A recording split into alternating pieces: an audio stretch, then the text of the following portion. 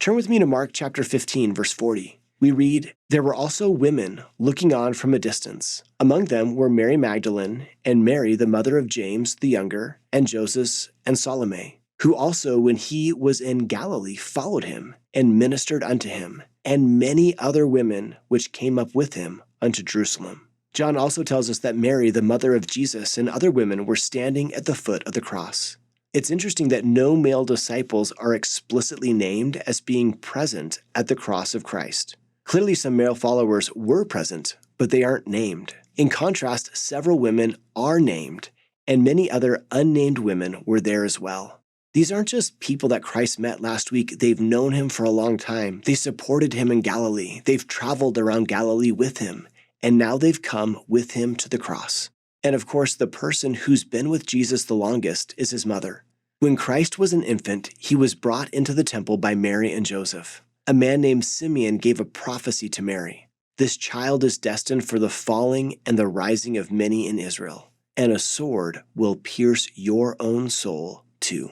Although a sword did not literally pierce Mary's body, think about her heart breaking as she stands eye to eye, just a few feet away from Jesus on the cross. I love this medieval poem about Mary. The sorrowing mother stood, weeping by the cross, while her son hung there. Her grieving soul, sad and sorrowing, was pierced by a sword. What person would not weep seeing the mother of Christ in such torment? Who would be incapable of sorrowing with her? For the sins of his people, she sees Jesus in torment and subjected to scourging. She sees her sweet child dying abandoned as he gave forth his spirit. Sister Elaine Jack, former General Relief Society president, taught, "At this most dramatic moment of all time, there was the mother, Mary. She couldn't soothe his pain this time, but she could stand by his side." Is there someone in your life that's suffering? Maybe it's your mom, your dad, your brother, a sister, a child, a relative, a close friend. They're suffering and there's nothing you can do. Sometimes that's the worst pain. You would rather be in pain yourself than the pain that they're going through. In these moments, I think it's powerful to stand with the women at the cross, to feel their tears and to know that they felt sorrow when someone they loved was suffering.